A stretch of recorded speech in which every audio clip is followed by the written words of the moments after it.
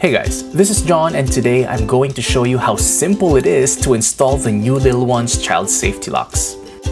Step 1. Decide where you want to place them.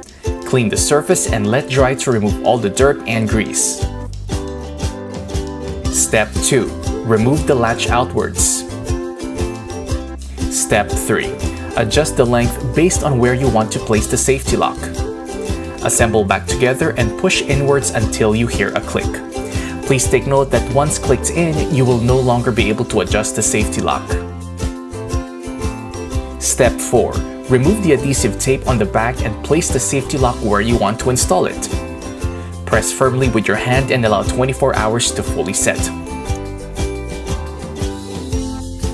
And that's pretty much it. You are good to go. To start using it, just press the button on the safety lock to open and simply click back to close.